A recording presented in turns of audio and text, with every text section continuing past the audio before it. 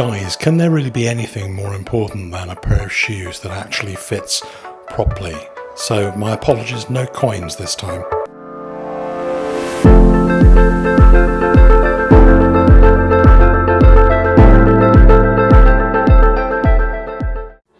In the 1960s, my dad was a shoemaker based in the East End of London.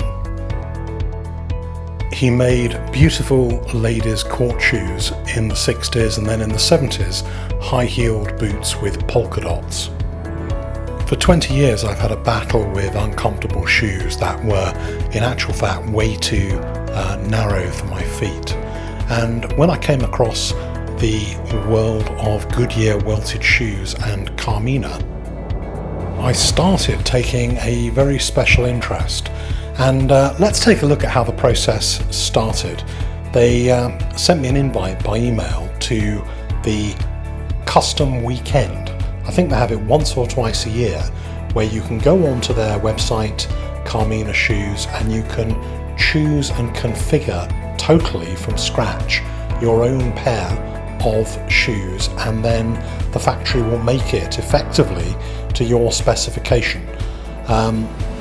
I played around with this configurator, probably designed 20 or 30 pairs of fantasy shoes to see kind of what was best, and then eventually chose one particular pair.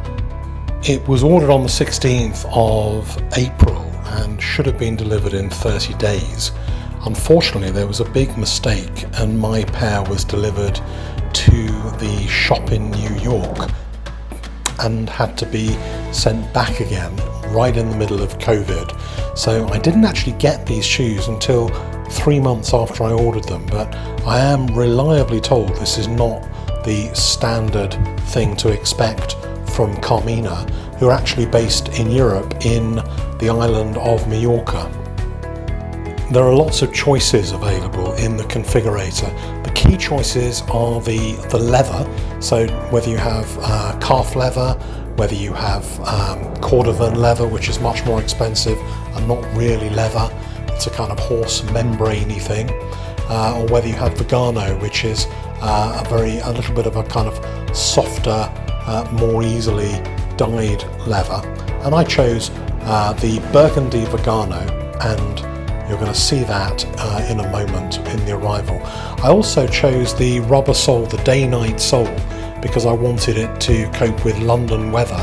And there's a type of welt called a storm welt, which you can choose, which allows the water to drain off the shoe when it rains a little bit more easily, and so the shoe can last a little bit longer.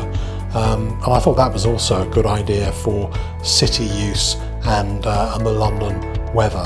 Although at some stage I might very well make the choice of another pair with different decisions, maybe a leather sole, a JR sole or something like that. It's actually a very easy and straightforward process to go through the configuration. The hard part is making the decision about what kind of shoe or boot you want to have made.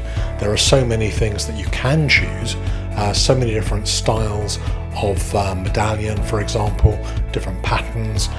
You can choose from Oxford's type shoes, Derby shoes, loafers, boots, and really you can spend hours and hours just working out which one to choose. And you do have to I suppose make those kind of choices, because these things are not sort of everyday purchases for most people.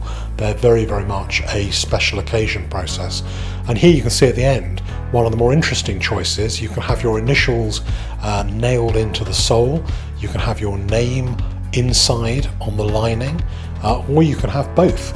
I actually chose for mine not to have either, but if I did it again, I think I might very well choose to have my name on the inside of it.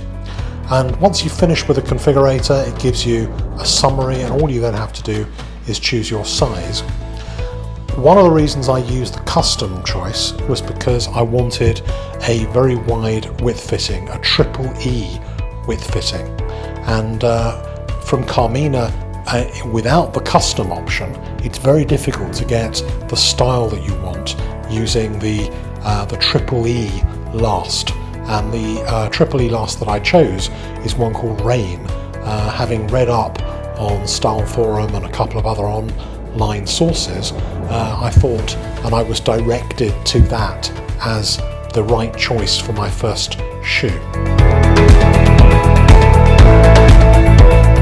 So what I was expecting was a shoe which was beautifully made in a slightly traditional style, a little bit better than the average shoe made by Alan Edmonds over in the USA, around about in line with the kind of shoes made by Crocket and Jones in London. And you can see here what arrived, beautifully presented in a box, very nice sturdy box. It came with some clear polish or shoe cream, and then you get two of these bags, one for each shoe, and that's a really nice touch. Very nice touch. Sometimes shoemakers give no bags, sometimes they give one bag, sometimes they're not particularly nice quality, but I think Carmina have done it just right with their choice of colour and giving two of those. So let's take a look at the shoe itself, and we can see whether my choices kind of paid dividends in terms of something beautiful, or whether it didn't work at all. First impression is absolutely gorgeous. So this shoe is it's called Bergundy. It's in Bergundy Vegano Leather, but in fairness, it's a little more brown than red. So if you're expecting a very vivid, deep burgundy, it's not going to be that kind of colour. I've got another pair which is made by Alden in America, and that's a much more deep burgundy colour for the leather. So I chose a chestnut colour on the heel block, and that kind of matches the burgundy very nicely. And it's a kind of a brogue, an Oxford type brogue with this storm welt, and you can see here the welt is kind of curled up against the side of the shoe, and it's a full 360 degree welt, so it goes all the way round, right round the shoe, including the heel. If you don't have that storm welt, I think you can specify a slightly more classic looking 270 degree welt, so it kind of makes the heel area look a little bit different, a bit closer, and maybe some people enjoy that particular look. During the custom weekend, they give you shoe trees as a free of charge extra, and that is normally around €80, so that's a pretty good added value. And certainly any of these kind of shoes should always be kept with a shoe tree in to keep the shoe's shape. And you can see here just inside it's got a beautiful leather lining, very fine stitching, great attention to detail. I think it looks great.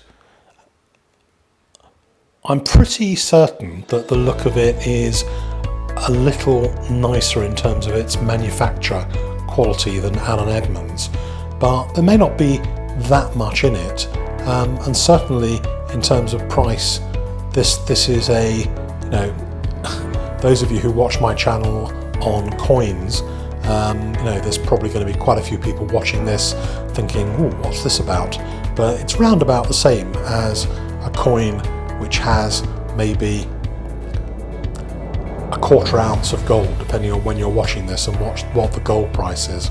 So it's not a cheap option, but it's not massively expensive either, considering that when a shoe is Goodyear welted, it can be repaired much more easily.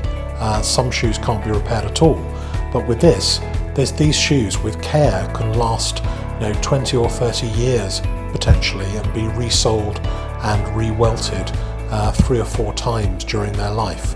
So actually, they are an investment to some extent as well.